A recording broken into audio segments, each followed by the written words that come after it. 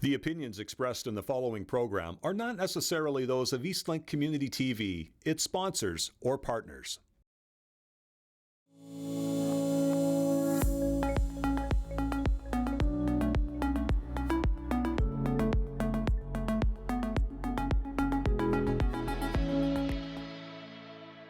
All right, welcome to another episode of the Unlikely Innovators. I'm joined as always by with Mike Commito. Yes.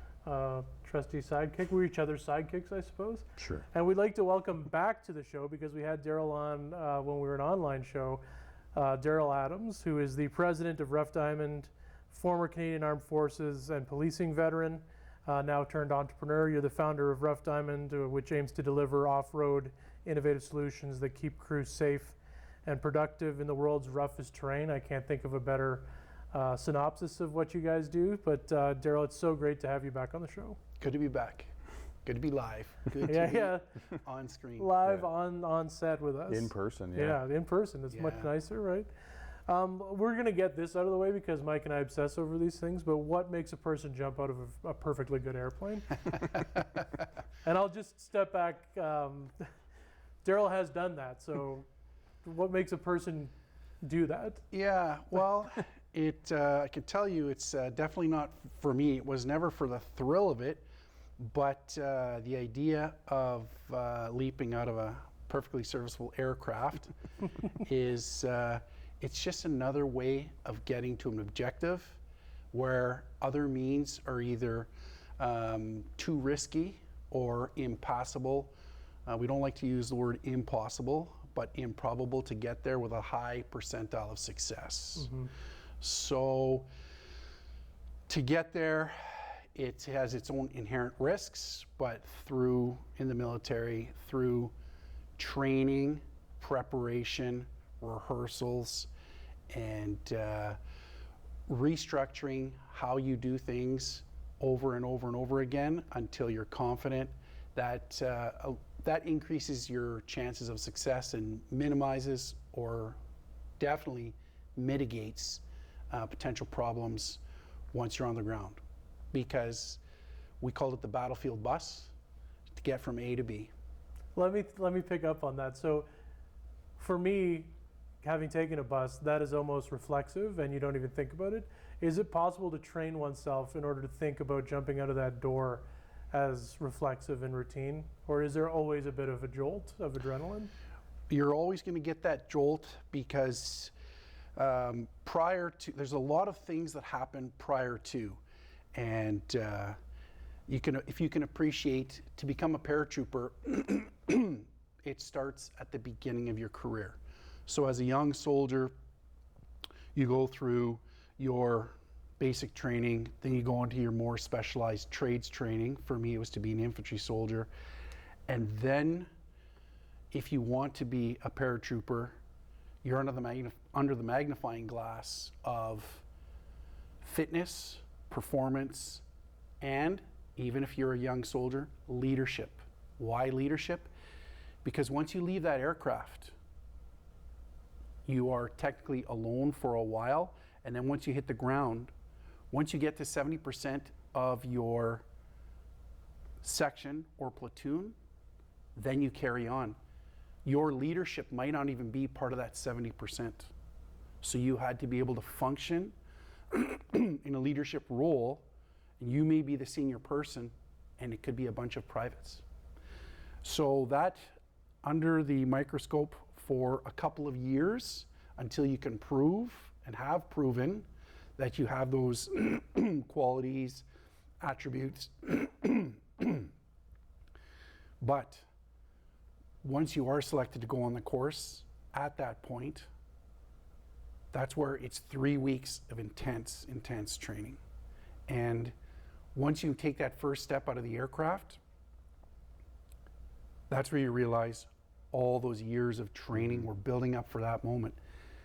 Because you can't forget, the aircraft is just a method of getting there. You still have to execute your mission once you hit the ground. Yeah. What's that line from Band of Brothers? We've talked about this before, where they're, I think it's Captain Winter, somebody says they've got us surrounded, sir, and he's like, we're paratroopers, we're supposed to be surrounded. Yeah, that's right. That's pretty good. It's true, because in asymmetrical warfare, there's a line. It's a contact line. And you know, as a young soldier, if you're in your trench, you know out there is the threat. But as a paratrooper, when you hit the ground, you're trained for 360.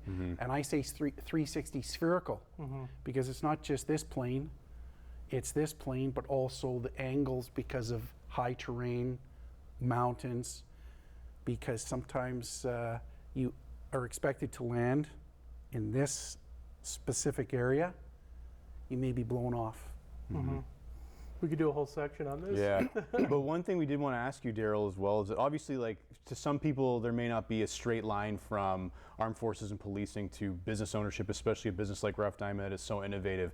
But I think that's probably not the case. Can you talk to us about how your previous training and career has prepared you now for this new career in business and innovation? Yeah, and it's the luxury of looking back on it. I see now all of those set pieces were put in place that aid me to this very day. I think of the milestones we would hit in training of functioning under pressure. Business is pressure. Sometimes it's low pressure, sometimes it's static pressure where it's constant, sometimes it's burst pressure or burst stress, where in business you could be coming in on a Monday morning thinking you have your to-do list. That's not the case in business. Things have changed from the last hour to over the weekend. So the military taught us to be flexible, taught me dearly about minding timings. So if I have to do something for a client, a contract, they are under pressure on their end. And military, policing, there are oftentimes no do-overs. So to respect the end user's needs, it was very important for me to ensure I met those timings. I was prepared to function in a high-stress environment. And one of the models I followed, and I learned it in policing, was focus on the probabilities with my company. Focus on the probabilities of what might be coming up, what's going on geopolitically around the world, what is happening in my own city, what is happening with our clients, some of our larger clients, what's happening in their world. So the probabilities. Once you have courses of action for what's going on in their world, then you can focus on the possibilities and what could happen, what's going on if there's wildfires in a certain area and they need equipment to be pushed from a utility company that is now conducting rescues of a northern remote community. They can do that shift. So I try and put those placeholders in situ beforehand. And one of the models I followed was an acronym called HRLFNDT. And that is, if you're doing something that has potential for high risk, LF is low frequency, like rarely happens. When was the last time a hydro utility company sent equipment to go and rescue people because a fire has shifted in Northern Ontario? That is becoming happenstance now. And the NDT is, I don't have 3 weeks to plan this. I have no discretionary time. So HRLFNDT. So those are the things where that's every day in policing, very rare in business teachings, but I use that every day in my day-to-day operations at RuffDiamond. And that's a perfect time to take a break, because I think when we come back, we want to hear more about RuffDiamond and some of the innovative platforms you have there. We'll be right back with Daryl Adams.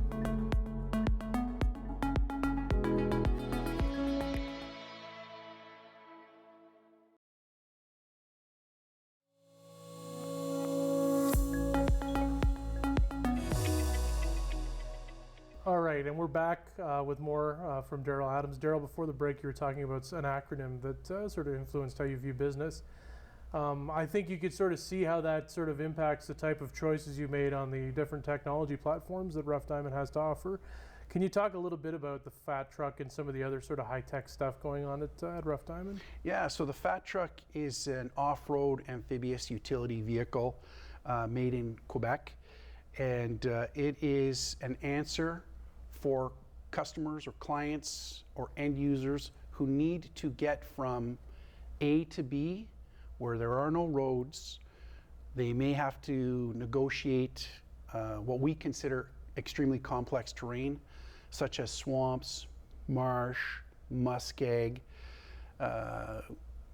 conditions that would be impassable from pretty much any other vehicle. And the fat truck has been widely used from utility companies across North America and Europe. And its primary was utilities, but it's evolved into mining exploration teams, military organizations, specialty teams within the military, water testing units from different companies are often sent out with fat trucks. We've had people who are looking to plan where a community can move in an emergency in advance, so they'll use the fat trucks for that. Wildfire support, because it's happened where fire crews have been surrounded by fire and they've jumped in the fat truck and driven out into the middle of a pond. And you've talked a little bit about, you know, how change influences things. And I think if we were having this conversation as we did a couple of years ago, the geopolitical climate is different now. The need for these types of vehicles and what you maybe have coming in the future, more pronounced now, would you say? Has that changed the type of clientele that you are talking to?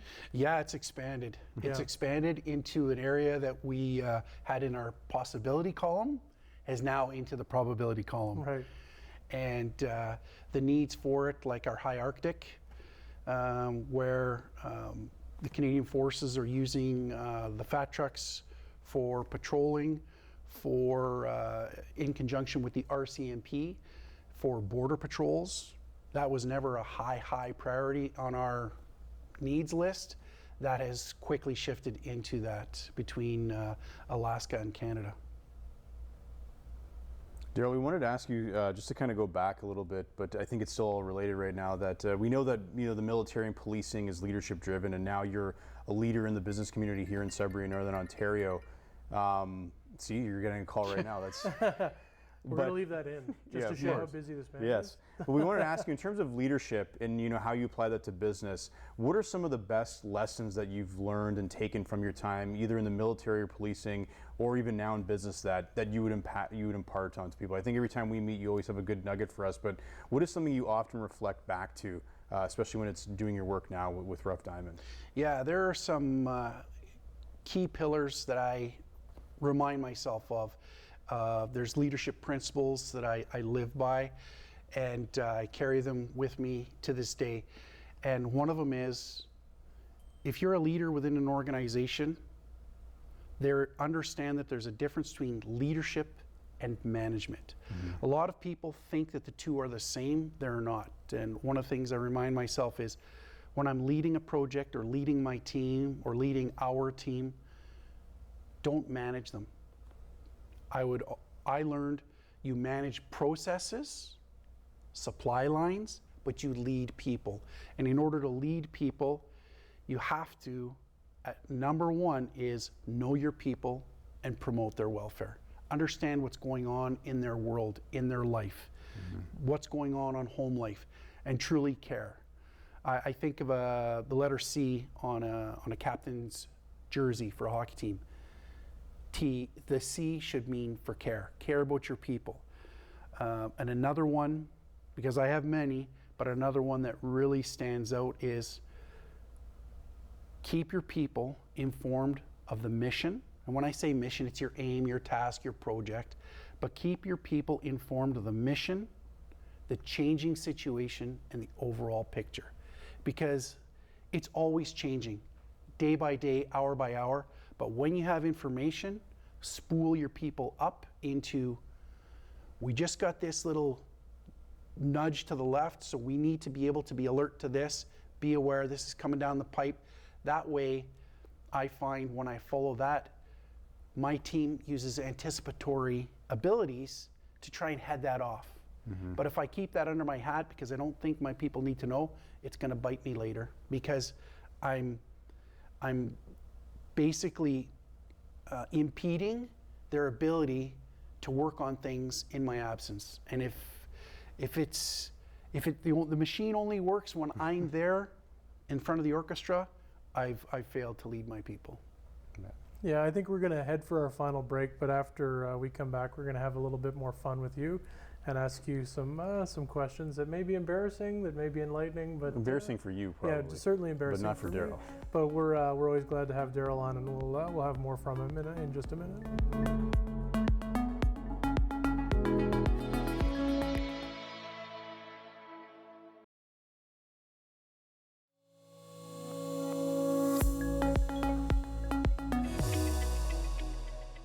All right, we're back with more from Daryl Adams, president of RuffDiamond. Daryl, I watch a lot of podcasts, and we're always we're privileged to have like a diversity of folks on our podcast, but we don't often have military personnel or former military personnel. One of the things that's often asked on military podcasts is what your everyday carry is, and for people at home, that means like what are the tools and everyday things that you. Sometimes it's a knife, sometimes it's a some paracord, whatever it might be that you always have on. What's your everyday carry?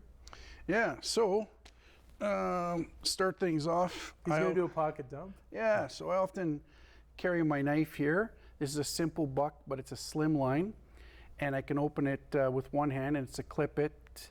This I use primarily for if I have to open up a box or something in that nature.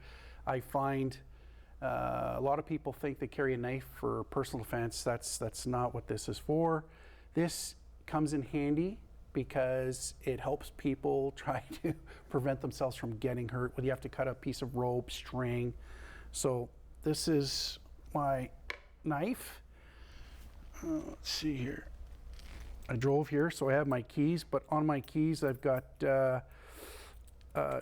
one thing. It's this beautiful titanium clip, which allows me, if I'm going somewhere and I don't want to have all my stuff in my pocket, I can leave these, if necessary, behind, and I can just lock up my vehicle. But on this, I've got a flashlight, just a small little guy, and I've got my air tag. So this is dual purpose. So if my wife and I are at a concert or something, I might just break this away, give her the air tag, so we have just another form of staying connected if needed, if we get separated and gotta meet within the big crowds. And the last thing I have is my wallet. And in my wallet there's a couple things. There's a spot here for an air tag, but I keep a card to find my wallet. And I like to keep a thin wallet, and I carry, what's important for me is, depending on the country I'm in, I'll always carry denominations of different money, folded individually, never all together. It's a bad habit. But I also keep one bill in there that's I haven't had to use it in Canada, but sometimes when you're in some hostile environments, it's good to carry one bill that will get you in a taxi, on a bus, somewhere if the bottom falls out of a situation. And is that Canadian, or is that American currency typically? I keep different currencies in there just for those needs, but you're right to say that the USD is widely accepted. Yeah. Well, Steve used to have a legendary fat wallet. Yeah, like the George Costanza wallet. Yeah, like he had that. I think he's I'm down to he's this downsized to the ridge. The ridge is nice. Yeah, it's got that hard outside. And then it has a money clip on the outside, which has no money in it. So I'm actually not following Daryl's advice right now. But yeah, that's just a fun question that I wanted to ask you, and you delivered. That's a good pocket dump. Yeah. We had another fun one we wanted to ask you. If you were to run Steve and I like through a boot camp, I need to make. Hold on, I'm not gonna. What is likely to get us first, the physical or the mental aspect of just being run ragged? Let's say over like a 3-week period. I used to be a varsity football player. Things have happened to me, insofar as I discovered cheese. But Anyway, go on. It's no commentary on you. I'm just saying, like, there's two aspects to it, right? Physically and then mentally of like being woken up or wherever you want to run us through. But yeah, so it's funny when I look back on filters I've had to go through for different courses in the military. One of the things that really captures people off guard is there are times where a super fit person who athleticism comes easy to them, and then you have another person who's a okay or decent runner, but they've always struggled. It's surprising how many times they have the person's always struggled. They get to a point where they've been there so many times before that whether it's exhaustion or a cramp, they've had it. So they just know they keep going. Some of the people who were super fit, it doesn't matter how fit you are when you're going through any kind of training, they're going to bring you to a point where you can't go on or you just feel like you're gonna die. And you need to take another step, just take another step. And it's kind of a mix of the two. I don't think one is subordinate to the other, but being fit, that's important, but having the mental fortitude that no matter what, I'm going to keep going. Doesn't matter what, whether it's lack of sleep, because I remember the first time I was kept awake for 36 hours. I thought this is impossible. We're all going to just pass out. And then years later on another one where we're 48, 72 hours, keeping you going, and you're just crushing calories all day, all night, and the day never seems to end. And it's between the ears what's really going to carry you. So, I mean, the good news for me is that not only am I a bad athlete now, but I'm also weak mentally, so I think you take this round, no, I was going to say, like, I had never, even in, like, again, very low stakes, I'd never pulled an all-nighter in school, so I feel like that's where it's going to get me. Is sleep deprivation will get me. I think I'll turn like, but yeah, I think one of my favorite anecdotes is, and you'll appreciate this, Daryl, like for Saving Private Ryan, they ran the actors that were responsible for getting Ryan through this boot camp run by Dale Dye, and then Matt Damon, his character, the Ryan character, didn't go through any of that. So the guys resented him so they had that actually on set. animosity. So when they actually met up with him on film, they already had that animosity because they've been going through this this boot camp with Dale Dye and who's been on the show, and Dale Dye. Yeah, and Matt Damon is just lounging, enjoying his time, and that would be me. You and me. Am I the lounger then? I don't know. I don't think so. No. I think we all bring our strengths to a situation, right? Into a podcast. Yeah, well, some more than others, it seems. But anyway, Daryl, we're gonna say goodbye in a couple of minutes, but just wanted to give you the opportunity. What's next for RuffDiamond and Daryl Adams in the next few years? Yeah, so RuffDiamond is expanding. We've got meetings, and we're in talks with Australia, Fiji. It's remarkable for the need for situations, again, that we were not aware of, was in our blind spot for weather events, critical weather incidents, and being able to access remote areas through mudslides. Not just mud, but mudslides. So now we're dealing with inclines, declines, and whatever a mudslide can carry with it. So to negotiate those complex terrain areas with a crew, with supplies, with equipment, to get into areas where helicopters are only accessible, because oftentimes in those environments, it's only the fat truck that's moving, because it can go through sleet, snow, rain, lightning, and through the night. So we're moving in that direction as well, and also in the mining sector, for the deep underground mining, for some of our equipment to provide solutions for remote concrete, remote shotcrete. The deeper they go, the less ventilation they have. So we're finding solutions for them in those situations. And but what I can say is we're ever alert. We never stop seeing what's on the horizon, and applying what's going on around the world and trying to have a crystal ball for the next 3 to 5 years, and having high levels of anticipatory ability. I can't think of a better way to end it. Thanks so much, Daryl Adams, for once again joining us on the podcast. Thanks, Daryl. Thank you.